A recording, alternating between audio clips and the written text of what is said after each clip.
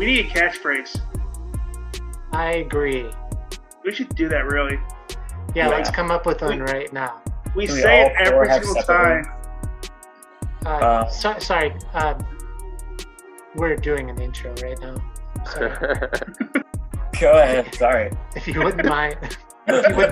Give us like 2 minutes and then start going. Yeah. All right. We need a catchphrase. No, we've covered that already. We have? Yeah, we were just going to do that. And then we were rudely interrupted. Yeah. This is how we make sure we get our good silent guests. We start insulting them. I'm not coming up with one now. Okay, well then we'll shelve it for later. I'm a little shook. Yep. Okay, would you just hold on a second? We'll get to you. All right? Just chill. Guys, for those who can't watch the podcast right now, they're both flicking us off as hard as they can because we've already pissed them off that much. Yep. It's insane. Oh, now Jer is setting a fire in a trash can in his room. One guy's burning an effigy. One guy's burning an effigy of you, Keegan. That's insane. How did you even get that so quickly? Yeah, it was impressive. If you are watching the podcast, you know that we're idiots. And also... comic book creators. No, the name of our show. Oh, dumb comic creators. Good job. I'm so close. I'm Eric Schwartz. No, you're not. I'm Eric Schwartz. I'm sorry, that was the next thing on our script here. Oh, yeah. Okay. I'm Keegan Shiner. No, all right. Well, that's who I am, actually. Why did we type this out? All right. We have a couple of great guests. They made three amazing comics about hilarious comics. Character named Fingerbang and his magic genie Bono. And I've pulled up their bios here. So we have Jer Gordon. He's an executive doodler. He graduated from the University of Maryland, where he studied criminology. He now works at a job at a place, and in his free time, he enjoys certain things. He also has certain things he doesn't like to do. And we also have with us Ben Perone, Chief. He's currently heading into his senior year at Adrian College, where he's studying marketing and economics. Please hire him. He's also got favorite shows and favorite movies, and he likes garlic bread and pyramids. So, thanks for coming on the show. Thanks for having us. Yeah, what you said. And thanks for letting us take a look at your comics. Yeah. Thanks for looking. Eric, I thought they were fantastic. I'm gonna fanboy in them for a while. So they were hilarious. Genuinely made me laugh out loud, which doesn't happen with most comics. So I actually have questions about your sense of humor and how it goes from there. Well, I have a question first, and it's for Ben. Ben, how dare you? No, actually, who is the artist? Who's the writer? Or do you both draw? Do you both write? What's the process? Well, Jeremy draws pretty much everything. The last two covers and the next cover, we had guest artists, which we can talk about later. And then the first one, we're both from Maryland. We weren't both in Maryland at the time of drawing the first one, so he drew the whole thing. And then during the creation of 2, 3, and 4, we have both been together at certain moments. So I have a drawing mixed in or hidden in all of them. Oh, cool. If you see something crappy in the background, it doesn't look like anything else. And then we both come up with stories together beforehand. But then I'll put it into a script and some thumbnails. And then Jeremy takes it over. 6 figures. I wonder how. So I'm going to share the first Fingerbang. That is what I'll get. That's thumbnails for me. Or sent via. And I'll be expected to just draw it better. Oh, cool. That's good. Do you write it up as a proper comic book script? No, I wouldn't say so. I'll write it up as more of a comic book script for myself, and then we've kind of established like a more efficient for the two of us communication pattern there. So then I'll take it from like more of a script and put it into like what Jeremy wants to draw. Okay. Like a text Like message or stick figures, and then like an adjacent Google Doc with details on what the Oh, stick I figures see. actually are. Oh, Yeah. cool. Are you guys talking at the same time you're going over it, or is it just like look at the email that should answer everything? No, we've actually known each other since we were like 11, so we talk every day, anyways. Just throw a FaceTime on for like a couple minutes to like hash out a certain scene, you know. Yeah, I see a lot of him in the bathroom. Wouldn't where have you it any draw? other way. Is that where you draw mostly, in the bathroom? That's where the creativity comes from. Ah. It just plops right out of me. I don't know. Do you come up with the punchlines first and then work backwards in terms of jokes? Because as soon as I saw that guy, like, there's gonna have to be like a foot job or something. And as soon as I saw that, I'm like, called it. And I just don't know if you like work towards the jokes or if you come up with the punchlines and work backwards. It's a good question. I'd say it probably like depends on the joke. Like there's some where like we'll just think of a punchline like doing something else and be like, oh shit, that's got to go in there. And then there's other ones that just come about naturally during like the drawing and writing process. Yeah, I would say during the process is a lot of them, but we also have like a puns and like jokes section on our Google Doc that we're like, we have to find somewhere to work this in. Interesting. Yeah, because there's a lot of puns, so it's Yeah, there's a lot. fun-ishing. What made you guys start this comic? I was bored and had recently I read comics when I was probably in like elementary school from like my dad always like would verbally tell me Batman stories before bed, and then he got me some like comics, and then like a family friend had a bunch, so they gave me some, and then I stopped for a while, and then a teacher at my college, or a professor I guess, had told me like her friend had just opened a comic book store in town, and I was like, oh, I should go there, and then I didn't, and then I saw. This was actually, I guess, a little less than 2 years ago. I saw like the Umbrella Academy on Netflix and watched it, and found out it was based on a comic by Gerard Way, whose music I enjoy. And so I went down to the comic book shop that kind of inspired me. So I went and I picked up like the Umbrella Academy comics, and then a Black Hammer Age of Doom that I saw on the wall that just looked awesome. And then I just got into reading them, and I was like, well, I could make up my own. And I kind of fleshed it out, and I was like, well, it's like cool to make this up, but like even my stick figures are bad. I was like, looked into paying someone to draw it, and I was like, wow, like this is actually expensive. And then I brought it up to Jeremy, who loves to doodle, and I was like, could I pay you way less than like what most people would take to draw it? $0. And he was like, I'll do it for free, just let me change stuff. And I was like, yeah, gladly. Oh, cool. And how about you, Jer? How'd you start doing comics? Just literally his story, and I came in at the end part where like I was doing nothing, and you're not even the hero in your own story.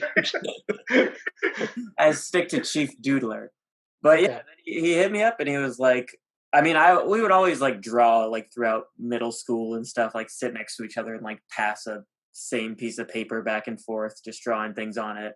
So like, and I have always just drawn. So when he hit me up, I was like, yeah, I haven't drawn in like a long time. This would give me like an excuse or like an idea to do for a while. So it's nice to get back into that too. Cool. Another question I have, that having been said, you guys were I would say inexperienced when you started making comics. Yeah. How did you kind of come into this format where it really reads naturally? Did you have like your panels aren't straight squares, and are you influenced by anyone, or were you just kind of like making up as you go when you decided on this art style? Well, I can't speak to like how Ben has come up with the like stick figure versions, but I get them as they are, and they're usually in like good readable order, so I'll usually stick to that. And then just some from like different comics I've seen. I like used to read a lot of Simpsons comics back in the day, so just they had a good flow to them. I guess it subconsciously stuck. And then I'd say maybe as we do more books, it gets like even more sensical. I'd like to think like the yeah, you can see a progression in the. And we got a better scanner, which helps. Yeah, I would say definitely one thing Jeremy's always pressing me about is like, let's try and think of some like non-traditional panel layouts, or like not just squares and boxes. Like it's definitely, that comes up a lot. But yeah, I know. I guess I try and like find some books that have like some less traditional panel options, and so like Scud the Disposable Assassin's a big one. That has like some cool panels, and like stuff that Alexis Surratt does, so like Space Riders, and a lot of his panels like kind of blend together because the colors are so wild, and it's like very trippy psychedelic art, which I guess we don't really do, but it's a nice inspiration for like how to mesh panels so they're not necessarily like basic. Because I mean, I don't know, I guess it just kind of makes the comic fun. Like no one, maybe some people do, but I know Jeremy doesn't just want to sit there and draw 6 squares on a page. Right. Follow-up question. Like, a lot of this artwork reminds me of the Rugrats. Did you watch Rugrats as a kid? Yeah, actually, sorry, Jeremy, to jump in. When I said my professor told me about like a comic book store in town, it was actually specifically when she brought it up, was she was saying the comic book store just opened. The creator of All Grown Up made a comic book like sequel, and they were there for a signing. So yes, Rugrats is an inspiration. Believe it or not, more Fairly Odd Parents than Rugrats. Okay, I see that too. Actually, yeah. I mean, there just was one picture of the main character just looked exactly like the grandpa from Rugrats for a little bit. I'm like, is this Rugrats? And that's meant as a compliment. That was taken as one. Yeah. Also, like in terms of creativity, this is a very creative comic. Do you get in the right mindset, to use a good euphemism, when you're writing? What do you mean by mindset? So I will say, when I'm actually, if I'm getting like a solid chunk of writing done, like sitting down and actually writing it, I would say no. Like putting it together, script and like legibly for Jeremy to understand. But I would say I often get in a mindset, and then like we were talking about earlier, thinking of jokes ahead of time that kind of fit in. Those I'll kind of brainstorm a lot of general ideas and like maybe even specific jokes, but I'll kind of brainstorm a lot that We're way. talking about marijuana? Yeah. Okay. Yeah. All right, thanks. I don't know if it's legal in Maryland. I mean, But you live in DC, Jeremy, technically. It's legal in DC, and I have a residence there, so we'll just say it all goes down there. Yeah, and I spend most of my time in Michigan, where it's legal. Yeah. Well. Okay. I live in Illinois, so where it's legal, and it's legal in Massachusetts. Is it really? We're all legal. Hear that? You can't get us. But no, yeah, we'll often get in this right mindset together and just brainstorm ideas and stuff, because we've been doing that for the last 10 years. So it's we're already in that mindset together anyway. Cool. Have you guys taken any improv classes? No. Any comedy writing classes? No. I took like a script writing in college, but script writing? Regular. One general creative writing class. I will say that we met in the 6th grade and pretty much instantly become friends. And I'll say we spent a fair amount of our time together growing up watching Saturday Night Live in like the Andy Samberg digital short era, and like Bill Hader, Will Forte, Jason Sudeikis, Kristen Wiig, Amy Poehler style. Tina Fey. Yeah, Tina Fey. Yeah. 30 Rock. So a lot of like sketch type stuff we've watched over the years, and like improv stuff. Yeah. I'm just asking because it has that natural flow of like a a herald, doesn't it, Eric? Yeah, it does. Keegan and I, or for a little background, we've been friends since 7th grade, so you guys beat us by a year. Oh shit. And like we both independently did improv together, and one of the big things is called a herald, which is just like how like a story structure that's like they do like for your improv sets. They do it in Seinfeld. It's the story structure of Seinfeld, effectively, where like you have like 3 separate storylines, all with broken up by commercials. Okay. And you kind of do that too, because you'll have multiple storylines going on at the same time, and it all eventually combines together at the very end. So it works out great. So like you had the lottery, like just going through here, you have the lottery and the KKK members and the inter-newspaper person for your first comic one. Yeah. And that kind of all combines together at the end. Yeah, that's probably subconscious from just watching too much TV. It's like life is broken up into like commercial. Yeah. Hey, Jer, how'd you decide on the materials that you're going to use for this comic? So actually, just whatever I had in my house. Our other friend Andrew actually just randomly sent me like a kit of like markers and like colored pencils and crayons for some stuff. So I just had all that stuff and didn't have to go out and buy it. And then so that's easy. Yeah. I like markers a lot for at least outlines and stuff, and then colored pencils for backgrounds because it's faster and, Yeah. Do you do any digital drawing? No, I'm really bad at like that. Even if something needs to be like paint filled on Microsoft Paint, I'll just like scan it and let Ben do that part. Oh, okay. Interesting. This is a question that like kind of digs in. In the second book, you picked up a spoiler alert for our listeners. In the second book, you picked up for the son of the head of the KKK, and you kind of never picked him up again. Is that going to be picked up in the 4th book? As a fanboy, I want to know when I picked it up eventually. And then they got away. So we actually we had planned to have, because he's in interludes in the second one, we had planned to have another 1 or 2 interludes in the 3rd one, but the printer we used, like it's 64 pages maximum, and by the time we had finished, we'd actually miscounted and had 65 pages, so the story goes onto the inside of the back cover, and so we just didn't have space for it. But yeah, then this part climaxes in the 4th one. That's pretty much the whole plot of it. Oh, I see.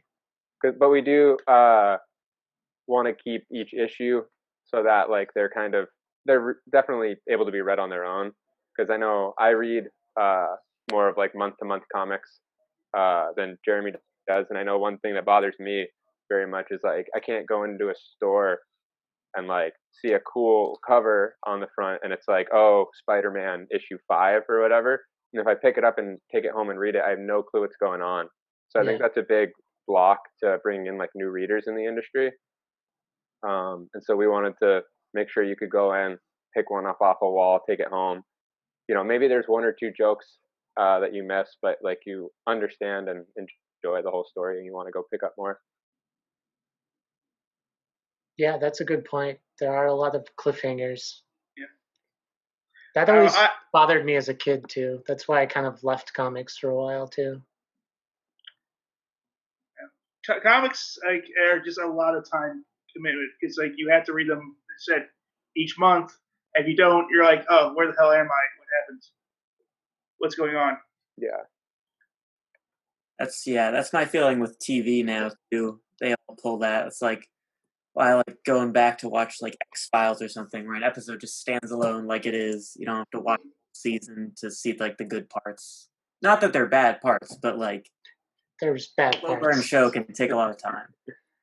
If you can start a show in the 2nd season, like if everyone's like skipped to the 2nd season, there's bad parts in that show. I, for one, if I had read this in order, I would have been totally lost. I'd be like, why is this person shooting bullets from his hands? Why is he high? There's so many unanswered questions. I'm so confused. You gotta be of a certain intellect to hop in. I clearly don't have that, so. Yeah. Eric, you're calling our guests liars. How dare you? He says right as he's about to scroll to like a naked mayor looking out the window. Yeah. So So what many was your influence for this nipple design? I have that same question. Just the idea that big is better, you know. Did you look in the mirror? Or is that I had to ask so many people to see their nipples for inspiration. yeah? And just So nothing you draw from life, I'm guessing. Oh, only. Yeah. I'll go to just still life. I'll just go to the gym, sketch people. He does the Alex Ross a lot, where he makes all of our friends come in and pose for every page, so he can draw it exactly from life. Wow. So who's the naked mayor, like, based on that? You have all your friends posing that. Do you want to say that for the entire world to hear online? That's actually my dad, Eric. Oh, wow. So I knew those nipples were familiar. That explains so much. You asked your dad to pose naked for you. Yeah, well, you know, Tuesdays. Family bonding time. Always great. So who does the lettering too? So in the first 3, I just did the lettering, and then actually in the 4th, we made a big technological jump and figured out how to do typing. Oh, It's wow. a cool font that Ben found that is free on this website that he'll say that I forgot the name, but it's free only if you use it for independent comics. Blambot, I'm guessing. Yeah, Flambot. Okay. Flambot, that was it. Yeah. I don't know the rules with like word fonts if we have the rights to those, but They don't look cool anyways. yeah. So did you do the lettering for 4, Ben? I did, yeah. Gonna out ourselves real quick.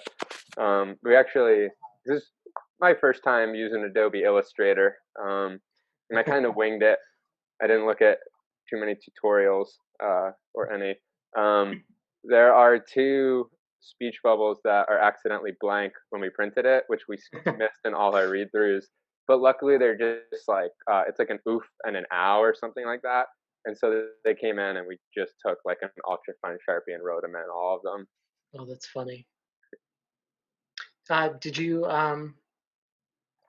use lowercase in the 4th one too? Yeah, we Just got. asking. That was actually a specific topic of conversation because I had downloaded a bunch and sent Jeremy pictures, and he was like, "I definitely think lowercase fits our style more." And so it's a theme with upper and lowercase. Yeah. I haven't really seen any like lowercase comics, and I was always wondering like why that is, because it just seems like they're emphasizing everything. I think it has to do with readability back in the day and writing quickly too. Also, like, they prefer to show like something is more important by bolding it rather than capitalizing it. Mm-hmm. So that's why they can always just like say, like, "Oh, this is important. We bold it, or maybe make it slightly bigger, but not uppercase and lower cases." And then also probably just for consistency, like whoever did first has to do it for the rest of them. So when we can thank Detective Comics for capitalizing everything, and everyone else said, "Oh, I guess we all have to be capitalized now." Yeah, I personally I really liked that it was handwritten and lowercase, and because your art style is that sort of like a 7th grader might have drawn this art style, which there's nothing wrong with that because the writing of the comic is like subverting that style, where it's like really smart and adult. So. Oh, thank you. I've never had anyone call me that before. Hey, you're smart. You're going to college. Yeah, they only let smart people into college. Yeah, too. that's what they tell us after we get there. But yeah, so I actually really liked that they all felt really like hand drawn, hand written. Maybe was drawn in the back of a 7th grade classroom. Yeah, definitely with the new font that we chose, try to like get the one that looked most like just handwriting. Yeah, it's Ashcan if you're familiar. Ashcan. Did I send you the 4th issue, the PDF? No, we didn't get the 4th issue. Okay, I'll send that over. Oh, cool. Actually, we'll review it for our site. Yeah, That'd be But awesome. if our listeners wanted to get your 4th issue of the comic, or your 1st and 2nd and 3rd, where could they find it? Oh, funny you should ask. Mokesstudio.com. That's MOKES studio.com. We have physical copies. They're $8 each. But they're all, I think the first one's 52 pages, but after that there's 60, 65, and 56. There's no ads. Digitally, you can get them all for free or $1 if you just want PDF copies. Or our Instagram, which is just Mokes_studio. If you just want to DM us and pay with Venmo, we do that as well, gladly. Yeah. Cool. I see for the 4th Fingerbang, you've had another artist do the cover. Yeah. So the 4th one is our friend we went to high school with, our friend Silas, who we used to play basketball and Mario Party with. He went to school at Rhode Island School of Design, and then he just moved back to town, and he started like an Instagram for his painting, which is at Silas Paint, if anyone's interested. And I just texted him and I was like, hey man, like, would you want to do? Yeah, exactly. He's amazing. That one at the top I actually bought. We're on his Instagram right now. Yeah. Oh yeah, this is really trippy stuff. Yeah. Pretty cool. But yeah, so I was just like, hey. I've never even seen it like this. I love how it's like, wow. Yeah. I looked at the actual page of his Instagram, but it's really cool for those listening. It's like laid out. Yeah, those skateboards, Jeremy, those were for Gabe. Oh, those are boards. That's dope. Yeah. Yeah, 3 skateboards that form one picture. Stacked on top so those of are each on other. our friend Gabe's wall. That's So cool. yeah, I was just like, hey, will you paint this? And he was like, yeah. And I was like, all right, like we're gonna print it at whatever, like 10.5 by 6.8. And he was like, okay. And then he sent me a picture and he was like, I stretched out the canvas, I'm ready to go. And I was like, in my head, I was like, oh, that looks big. And then he was sending me these progress pictures and I was like, wow, that looks big. And then our friend Gabe got those skateboards and he was like, dude, when I picked them up, like your cover's sweet, but it's huge. And then I went to pick it up and it was that big. It was like like 5 feet 3 inches by 3.5 feet when I measured it. Damn. So like 4 inches taller than you?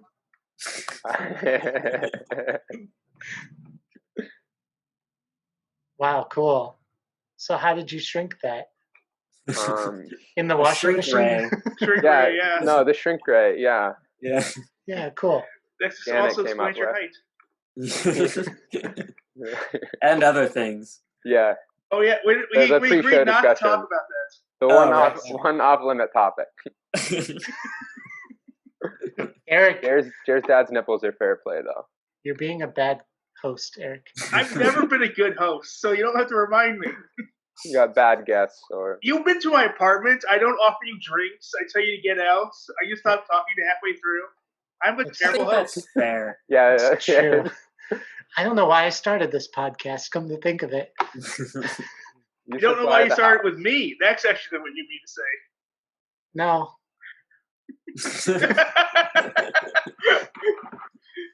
Well, it's cool. So you hung this in your apartment, I'm guessing? Yeah, in my parents' apartment. But I'll take it with me. His apartment that his parents live and pay for. Yeah. I see. Cool. But if people start buying these, I'll move out and take it with me. So you're saying that indie artists don't make a lot of money? No, I think. Who knew? Well, let me ask you about how you're publishing and distributing, if you don't mind. Yeah. Because that's something that Eric and I haven't done quite yet. So what was the strategy for Fingerbang? Well, originally, I Googled. I just went on Google and was Googling, clicking links, scrolling, the usual. Hacking. Yeah, it did, the green screen with all the letters coming up as fast as they can. You guys know the internet. Yeah. Yeah, I've been there before. Al Gore invented it. Yeah. But we can save Man Bear Pig for another conversation. But yeah, and so he's coming right for us. But yeah, I found like if you look up Comics Wellspring by like Greco Printing, I had basically found like them. I think like Print Ninja and something else that were all low print run options. Because originally I was like, okay, like we're just gonna print like the minimum for our friends and call it a day and give them to them for free. And then when I was like looking at how much it would cost with shipping for all these different ones and everything, I realized that Greco Printing's like less than an hour from where I go to school. And so I could just pick them up. And so we decided on them, and they're great. Customer service is awesome. I think it's like family run, and they're just super nice people. So we stick with them. And then we hand deliver them to our friends and like kids that we haven't talked to in a while that we went to school with. We'll see them. And so we'll give them to them. And then we recently started shipping some stuff out to mail to strangers, which is nice. And so I bought like 100 pack of Gemini mailers and pack them up in those pretty nice with some packing tape and mail them out. Postal service. Support. Yeah, they save the postal service. Yeah. Well, on that downer, I think we should. I have one last question. Which one of you guys is a YouTube fan, or are you guys both a YouTube fan? I think our opinions on YouTube probably mirror Joby's. I haven't looked at YouTube since it was like people getting hurt in skateboard videos. I think he said U2, like Bono. Oh, YouTube. But YouTube's also great. I think you said YouTube. I think I said you. You definitely said YouTube. Because I was on YouTube as well. Okay, good. I probably said YouTube and meant YouTube, but honestly, who cares? Oh, I'm pretty indifferent about U2, the band. Okay. They're okay. I just want to give a quick shout out to that time when their album just magically appeared on everyone's iTunes. Oh, yeah. That was fun. I never listened to it. Yeah, no. I've only heard what's on the radio and only on like the oldie stations. So I assumed it was the government trying to, send out waves to our brains and implant us. Thanks, 5G network. Yeah. Bono's at the NSA now. Well, you guys have been great. We wish you all the best with your Fingerbang. Do you guys, so anywhere else besides Instagram and your sites that people could find you at? I mean, obviously your parents' apartment, but that's... I found them on Facebook, Milk Studio. But I think I'm the first person to like your page, actually. Yeah, I think when we made an Instagram page, it like automatically made us make a Facebook page because I think Facebook owns Instagram. But I've never used it. That's awesome. Yeah. With Instagram, I'm your first like. Thank you. Which was hilarious. So a live just first like. And then I sent you like 10 messages and you never responded. So yeah, oh no, I saw them. But then you realized it was Keegan and you're like, oh, better avoid this than do anything else. Never mind. Mm-hmm. All right, cool. So everyone that listens to this is going to go buy your comics and read your comics. So expect like 2 more comic sales. Yeah, sweet. One last thing I just want to say. Okay. Nick Cagnetti, who's a fantastic indie artist, is doing the cover to the next one. Number 5. Find him at number 5, and he's awesome. Where's he? He's at Fudgy, and then the number 1, Nick. And didn't come up. Ooh, I'm a liar then. At what? At Fudgy, Fudgy. G-Y, of course. The number 1, Nick. And so he has a book out called Pink Lemonade, and just a little shout out. And also issue 3, my sister drew, so the cover. So shout out to her as well. Your sister drew what? The cover to issue 3. Of our. Oh, okay.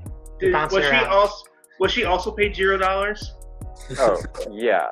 You better believe it. Yeah. Cool. So, it looks like he draws his own comic called Pink Lemonade. Yeah. Okay. Cool. So that's been our interview. Thank you guys. Thank you guys. Thanks for having us. Yeah, thanks for having us. Yeah. Right. Thanks for putting up with us and our professionalism. And us too. Yeah. We got 4 dumb comic creators tonight. That's correct. That's correct. No, but seriously, I'm looking forward to reading the next Fingerbangs. Yeah, next Yeah, 2. I'll send it over as soon as I Irish goodbye you real quick. Cool. All right, bye. Bye. See you guys. You really did. They really did, yeah. They really did Irish goodbye. They They're just like left. They just left. They're gone. And we're not making that up. Mm-hmm. And I said it's a pineapple. What are you doing? It's not my great joke. Why weren't you listening? Oh, I'm sorry. I paused the recording, so everyone missed your great joke. Oh God, that joke was a one-at-a-time thing. I don't think I can repeat it. So good. We're back. We're just back. interviewed Ben and Jer. Thank you very much for coming on the show. Thanks for being great guests, and thanks for writing great comics. Yeah, everyone check out Fingerbang on their website. Issues 1 through 4. They're really funny. Hilarious. Really funny guys. Really nice guys. Really nice, yeah. And they'll send you a comic for $8, which is... Or you can download it for $1. Yeah, for $1. What a deal. And there's 4 of them now. There's going to be 5. So it's a series that's ongoing. Yeah, so you won't get bored. Or in case you're worried about things getting canceled, you know. Stupid cancel culture. As soon as you get into them, like, it's canceled right away, you know. Yeah, so you get them, you're like, this is the greatest thing I've ever read, and then it's gone. Like Battlestar Galactica, they said everything that has happened before will happen again, and then the show only has 4 seasons. I have never actually seen any episodes. Can't they just keep repeating over and over forever? I mean, you can rewatch them, I guess. Yeah, but I don't know. I just felt like at a certain time, everything that had happened before would need to happen again, and they didn't fulfill that. They should have replayed, like, they should have said seasons 5 through 8, and just replayed seasons 1 through 4 and see if anyone noticed. That's what I was thinking. Yeah. That's really what I was thinking. I don't know. Yeah. Well, anyway, what a dumb thing to say. During the interview, we talked about the fact that, like, what inspired me to start drawing. So my inspiration to start drawing was you told me, hey, Eric, you should draw a comic book. I'm like, challenge accepted. And so that's why I started drawing comic books. But you actually had a more organic way of drawing comics. So what made you decide to start writing comics, not drawing? I guess drawing's the improper word because neither one of us are artists. Yeah. Well, thank you for clarifying, because I, again, thought this was going to be the shortest segment ever when you just said, I just did it. Oh, no, I mean, that's why I just did it, because you said, hey, Eric, you should do it. I said, all right, good reason as any. Well, yeah, but you pushed this whole segment about us talking about why we were going to make comics, and then for you to just answer in one sentence. Well, I mean, my answer, like, I want to talk about, for those that don't understand, we talk about, it may not sound like, but we actually put thought into this podcast, and we work on, like, what we are going to do. So earlier today, while discussions about what we're going to do this podcast, I wanted to talk about what first drew us into comics in general. In general comics, yeah. In general comics, but Keegan, boring. Go listen to any other podcast. They'll probably talk about that somewhere or other. Every single comic book nerd has a podcast about why they love comics and all the comics they have. And even Joe Rogan has a podcast about that. It's insane. I know. So, like, why would we talk about that? Everyone knows why we like comics, because they're paper and they have little drawings in them, and they're colorful. Yeah, but we have to ask the question: why did you draw something like that where you can just enjoy it and read it? Why would you make a comic? Yeah. Mm-hmm. And so you gave a one sentence answer. A great answer, a concise answer, and an honest answer. Okay. All right. Well, anyway, I just wanted to say it could have been a really short segment if it was just you going. Well, I also wouldn't be doing this podcast with just me because it'd be like, so Eric, are you gonna write a comic? No, I'm good. All right, good podcast, guys. That's true too. That's true. I guess. Yeah. All right. So why I got into making comics? Well, let's see. I have a weird artistic um, background, and I'm a little bit of an artist journeyman where I've kind of dabbled in a lot of things. Um, but I did an undergrad in film making, and I've done short films and worked in some video production. Um, in fact, that's what I do for a job too. And so I kind of like telling stories on camera, but to tell fictional stories takes a lot of money, takes a lot of people to help you, takes a lot of equipment and time and resources. And, honestly, it can come close to comic book time and resources and money and people. Um, but I was kind of settling down and trying to work a full-time job and didn't have time to kind of go out and make a short film or a film. So I wanted to do something else creative. And while I have done animation, um, I'm not much of an artist, and it was very difficult for me to like sit down and do that. Um, so I decided to just try and throw my hat in the ring for comic books, uh, because I mean, like every screenwriter is kind of like has a vision of what the movie should look like when it's done, and then you give it to a director, and the movie looks nothing like you pictured, and it sucks or whatever. Um, but like if you turn that screenplay into a comic book, it technically it could look just like you wrote it. Um, but first you'd have to turn it into a comic book script, or the artist won't know what the hell you're doing. Uh, so I guess that's kind of like the organic way. I would say my first inkling towards doing a comic book was when I first moved to LA, and they said that screenwriters should turn your script into a comic book to attract producers just to read. And at the time, it was like there was a service that would turn your screenplay into a comic book, and it was by this Hollywood producer, and he teamed up with a Marvel comics editor or something, and they were going to connect you with indie artists. And this was like back before the internet was really helpful. It was still like a very disorganized, chaotic web of stuff. Um, so anyway, I was like talking to them, and they came back with this price tag of like $10,000 to turn your screenplay into a comic book, and I was like, expensive. whoa, cannot do that. But if you think about it, screenplays are like 120 pages or 90 pages. And when you convert a screenplay to a comic book script, that adds like 2 pages sometimes per page. Can add a lot of pages. Um, so converting a screenplay to a comic could be a $10,000 project because it would be like a graphic novel. It's a lot. There's a lot of comic book pages there, and you got to do art, inking, coloring, lettering, and publishing, which is a lot of steps. And all those artists got to get paid, and they're getting paid the Marvel rates. So, I mean, thinking back on the budget, it's a pretty solid budget for that service.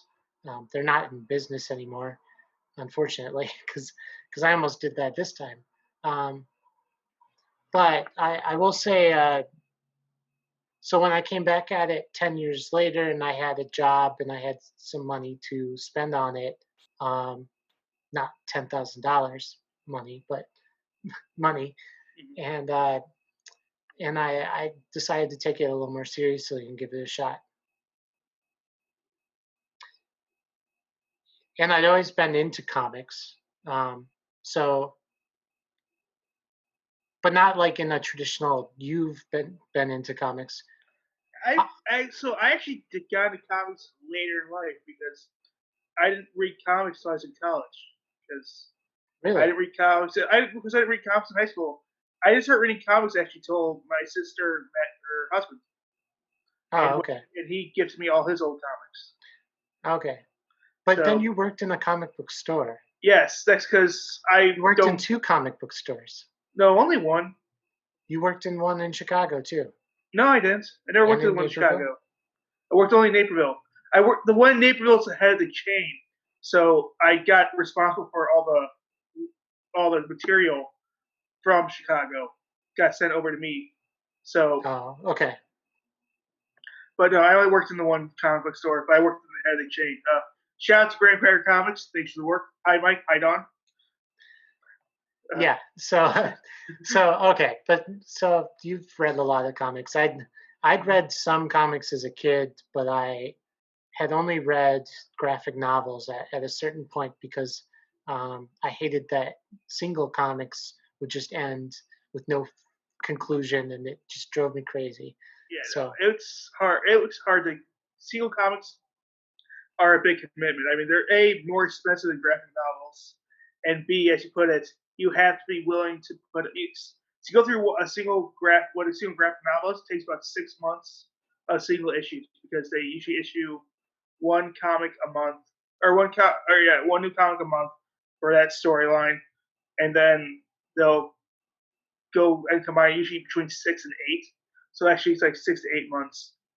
Plus, like if you have DC and Marvel, they have like a lot of crossovers, so you have to get through all that stuff too. oh wow. So it's an expensive hobby. Yeah, and you can subscribe like you would a newspaper, and they'll just come in. But Mhm. but I never did that and didn't have the money for that.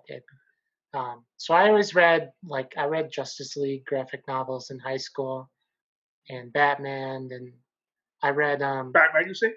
like Batman? Lucy Kneasley, who's a well-known graphic novelist. Um, when I was in college, I was reading some more indie artists. Hey, And Keegan. yeah. Speaking of comics, did you read any this week? Comics? I did. Oh, is that segment over? Is that I what guess you're that's saying? like, yeah, segment's over. We're segueing. Did we just get on our Segway? And We just got our segue with vroom vroom off? vroom. Segway. I did read a comic this week. I read a comic this week too. Well, Let me re-say that. I reread a comic. This isn't the first time I read this comic. But how it's a really dare good you? It's a really good comic, and I want to reread it, so I reread it. Okay. But also, how dare you? Okay. I reread Old Man Logan. I read for the first time Box Office Poison. Okay.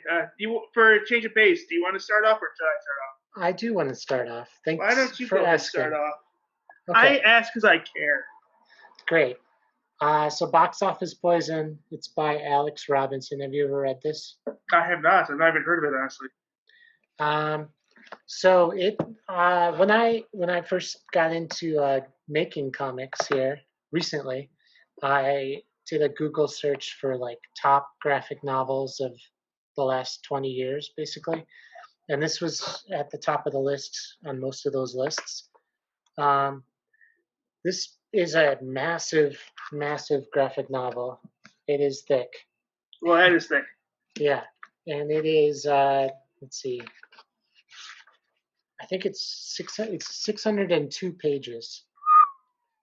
It's fictional, and it's all by this guy Alex Robinson, graphic novelist, and it was made in 2005.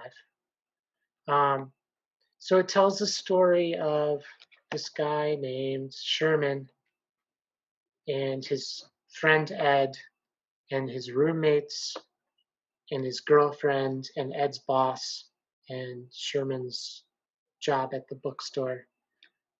And it's kind of like a slice of life story, sort of like you'd see in indie comics about the day-to-day, but it has more of a plot than that.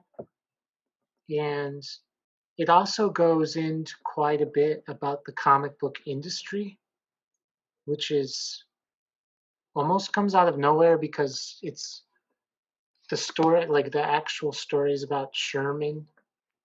I hope I'm getting that name right. Yeah, Sherman. The actual stories about Sherman and the comic book industry stuff is about Ed, his friend.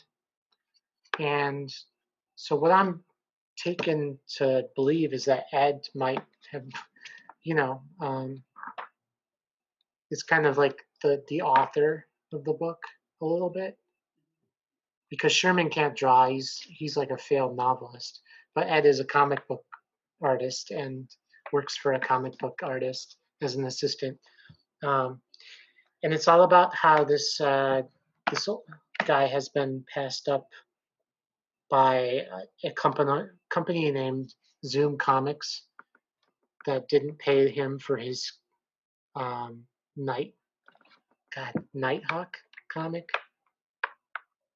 Is any of this making sense, Eric? You're not chiming in at all. I'm just so for those that can't look, I'm looking to the or those that can't see, I keep looking to the back to the right because on my phone I pulled out the Wikipedia page on it, so I'm just kind of trying to follow on with it. So I doesn't have a plot; just kind of says the characters. All right, let me just try and break this down. So Ed works for an artist who basically created a Batman type of character that has gone on to make billions of dollars, and this creator got zero money and he lives in filth.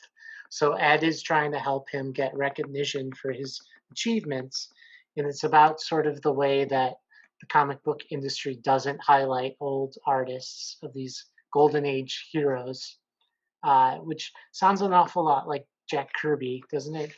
Yeah, it sounds very much. That sounds borderline exactly like Jack Kirby.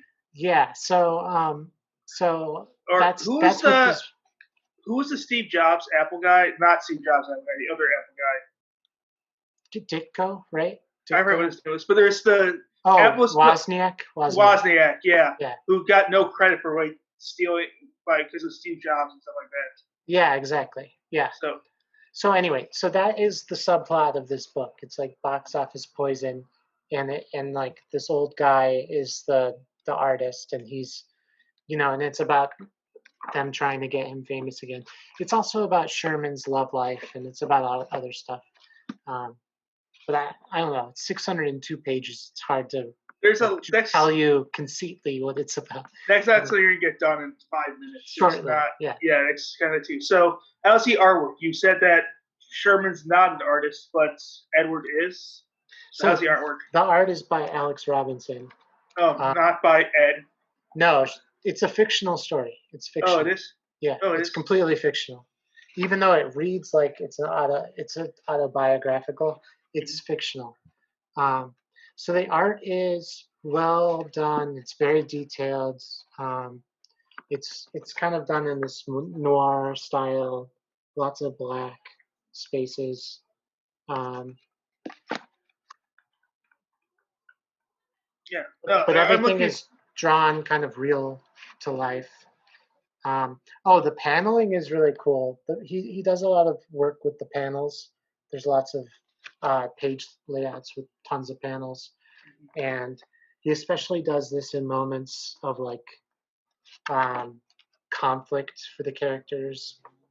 There's a moment where like Sherman is gonna kiss this girl on the balcony, and he's like cheating on his girlfriend, and those are like well done panels. I'll never find it. It's you have a 1 in 602 chance. You have a 1 in 602 chance. Ooh, I found it. Okay, so you can see on these are good pages for this. You can see on these pages the panels are kind of on one side, and the rest of the panels are not panels, but they're actually speech bubbles that are overlapping with his internal monologue thoughts. Kind of like he's rapidly thinking about this girl, and it's not getting better. And like, so even though he's speaking on half the page, he's thinking on the other half about this situation. So in that way, I thought this was like probably the most creative part of the book. It's just look at it. It's really cool paneling. And these are For those like, that can, yeah, for those that can't see, like this on the podcast, Keegan's holding up the picture. And there's just again, it's not straightforward paneling with just squares. They've got a bunch of word text below it. They've got a nice diagonal, so like, they actually look like they're combining 2 pages together. So that works out really well. yeah.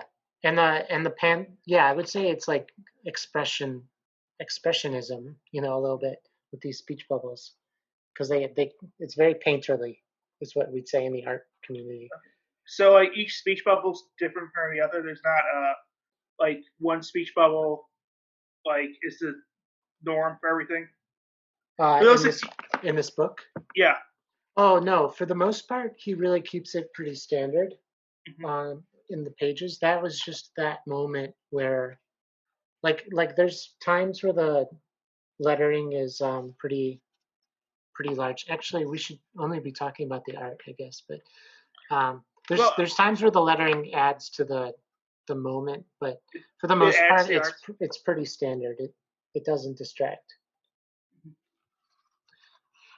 Cool. So color is next.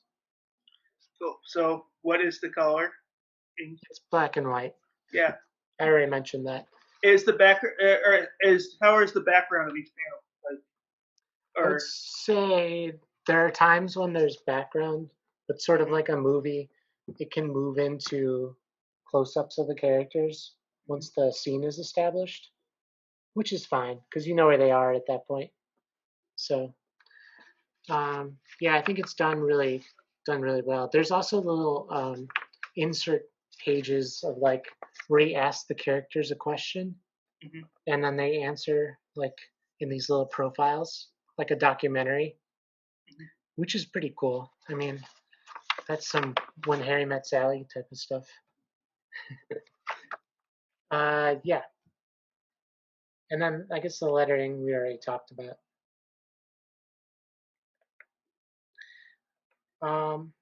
Yeah. So what is the je ne sais quoi? That's a French phrase. A French term. Thanks. Yep. I didn't know that. Yeah, I'm glad I could teach you.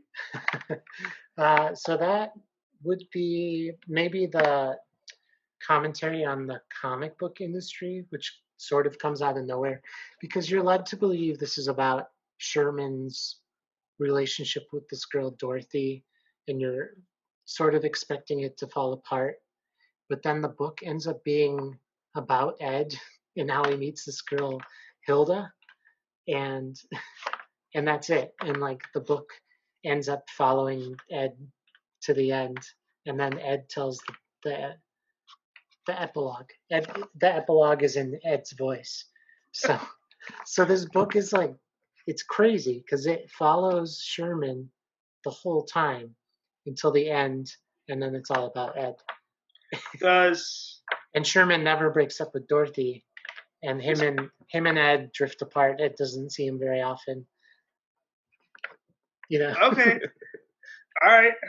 So on a scale of being forgotten in obscurity as the original creator of Batman to becoming a billionaire playboy, genius, philanthropist, and have a huge penis, how would you rate this? I would give this the full billionaire, philanthropist, genius, big penis. Oh, so like this is a 10 out of 10 or like a 9.9 out of 10. So you don't give anything perfect. 10 out of 10. I think. Wow. Yeah, this didn't need color. unlike our other reviews of these. No, I think this is like a massive story. It gives the word graphic novel a good name. It was a novel, basically. There's so much text in this, and when you think about like the way the pictures are like extra information with the dialogue, and like I don't know, it just took so long to read. It was like reading a novel, and yeah, and the stories are good, and the characters are well defined and really good, and it's like a nice slice of what it's like to be in your 20s in New York. And yeah, so I would definitely pick this up if I were you and give it a shot. One of the reviews on the back actually says that it's like the almost famous of the comic book world, which I thought that was probably a good way of describing it. Like almost famous was sort of capturing the essence of rock and roll, you know, at the end of an era, and that's kind of what this is like too. So yeah, did you read anything? I reread Old Man Logan. Old Man Logan. Old Man Logan.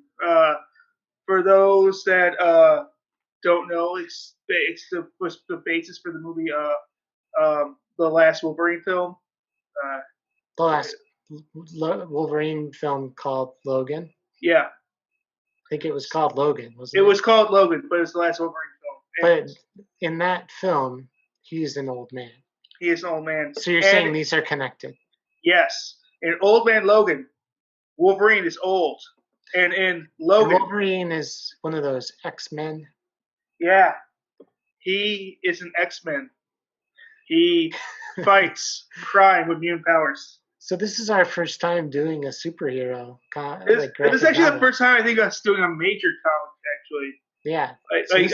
No, because I did the Joker, I think. Didn't I do the Joker at one point? Did you do the Joker? Oh, I didn't even count that because I'd never heard of it. Yeah. That one's actually not as famous as Old Man Logan. It's also not about a superhero. No, it's actually like it's about... I don't know how we got into the Joker from Old Man Logan, but it's about a guy named Robert Frost who's a henchman for the Joker. No, just continue. All right. Anyways, Old Man Logan. This plot line is Wolverine's old. The Hulk is threatening to repossess his farm if he doesn't get a certain amount of money in time. So he makes a deal with Hawkeye to go help recreate the superheroes. In exchange, he'll get enough money to deal with that. Stuff happens. It's a good story. I don't want to spoil it for everybody, and then things happen. So far, you've said no. I want to hear everything that happens. We're doing the story part right now. Okay, so are you telling me this is a road trip story? Effectively, yeah. No. No. Logan was a road trip story. And that film was terrible. What? No, Logan was a fantastic film. Hey, let's hit the road. Road trip. No, thank you. Road trip. So, anyways, the Hulk is kind of gone crazy as he got older. He has sex with his cousin. You have to tell me the setup again. You just told me the setup. Okay. What happens after Hawkeye is like, let's take a road trip? So Hawkeye at this point has gone blind. So he's the best archer there is, but can't see anything. That's stupid. They meet up with his daughter. I'm just kidding. They meet up with his daughter, and they're trying to get to Washington, D.C. to pick up 99 vials of the super serum that created Captain America.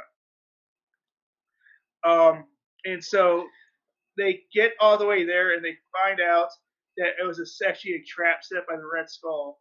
You don't say. Yeah, I do say. You don't need to make fun of it. You don't need to make fun of it. 99 vials. 99. Why not 100? Because one was used by the Captain America. Duh. So they made 100 vials and nobody's ever used it. Well, because they're gonna. After all those thousands of comic books, single issues, not one person used another vial of Captain America's serum. Keegan, not funny. It couldn't have been 97 or 96. It was 99. Vials? It said 99. Hey. If it worked for Jay-Z, it works for Old Man Logan. Why didn't they make 101, knowing that they'd use one on Captain America? Hey.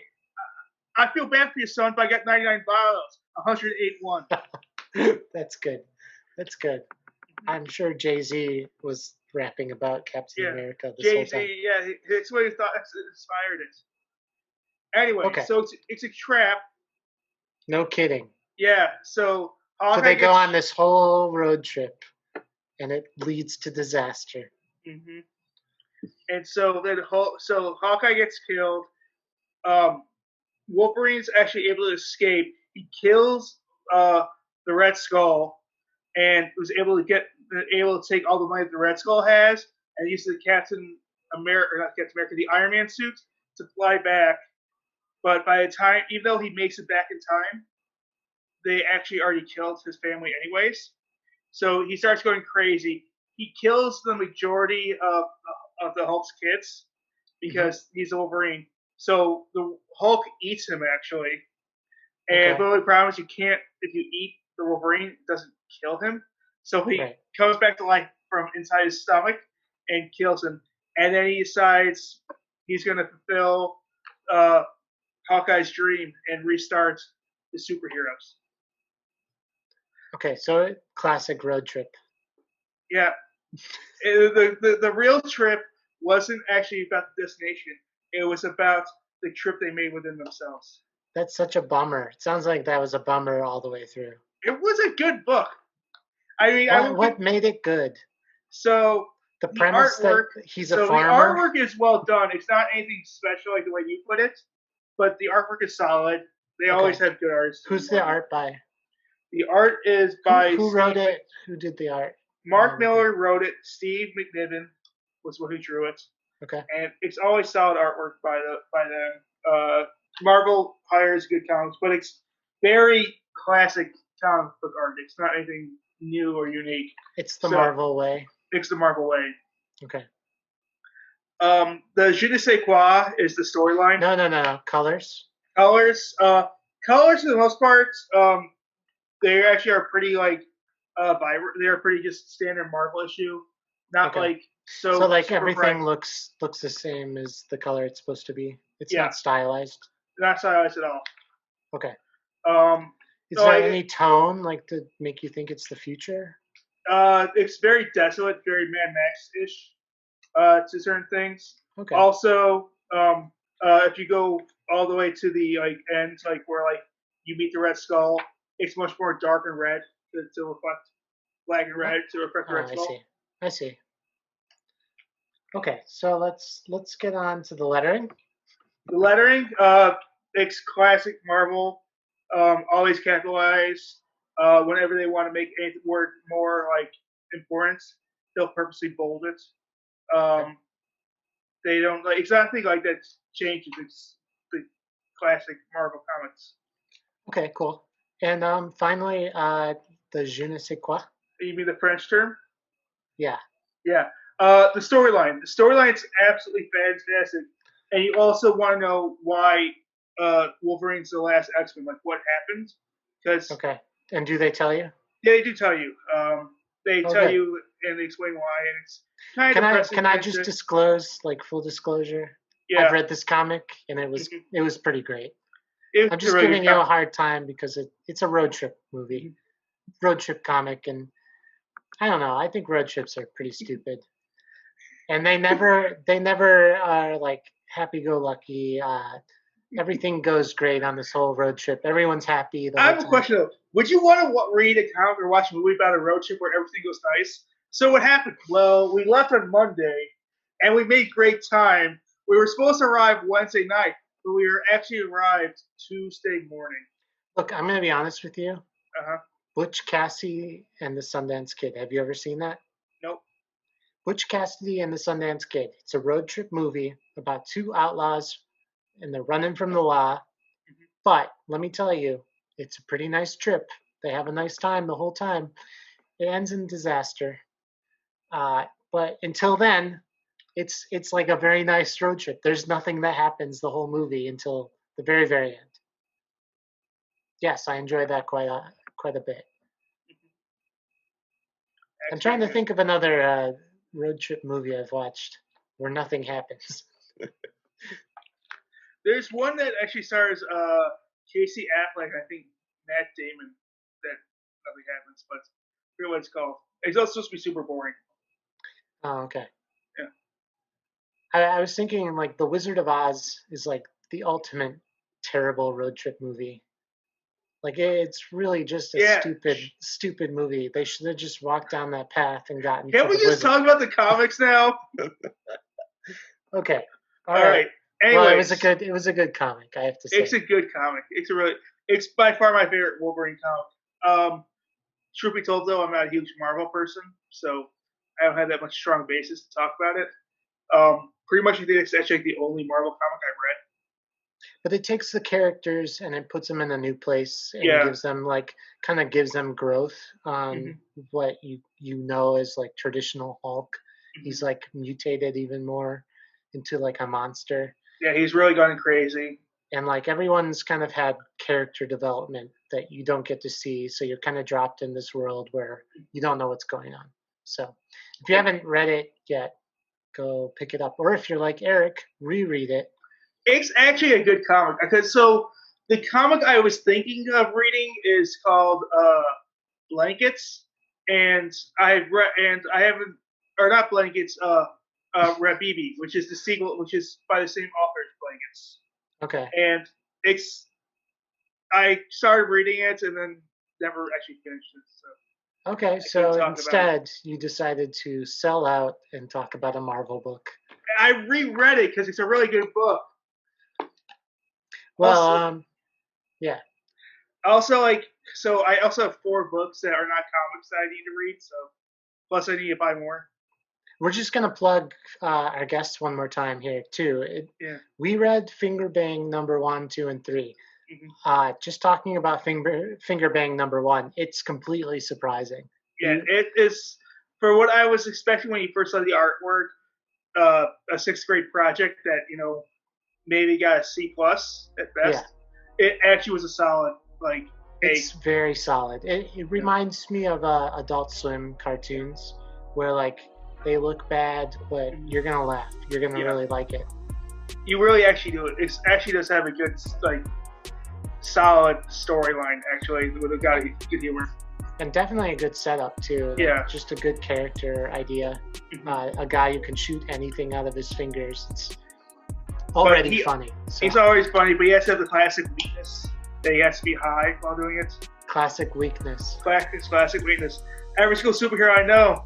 All his weaknesses, they have to be high. So if you wanted to not just listen to this podcast, but watch us and see our screen sharing and everything, you can go on our Patreon, patreon.com/dumbcomiccreators. I made all of them public, so you can just go on there and watch. We hope that you'll support our show and sign up to be a patron. But if you don't want to and you just want to see what we're talking about, you can watch all our episodes on there. We're also on Instagram. Follow us at Dumb Comic Creators. And if you have any questions or want us to review your book or be a guest on the show, send us an email, dumbcomiccreators@gmail.com. Hey, so you think we shelved it long enough? Yeah, you think we should come up with a catchphrase? No, I was interrupted earlier. I'm still not. I haven't recovered from that. Okay. All right. Well, anyways, I am not Keaton Swire. I'm actually Eric Schwartz. Did you say Swiner? I mispronounced your name. You gotta work on that. I do. I can't. YouTube. I can't talk anymore. And I'm Keegan Shiner. And I'm Eric Schwartz. And this has been a classic episode of Dumb Comic Creators. You did it. Yay! Thanks for listening, and we'll see you next week. All right. Bye. Bye.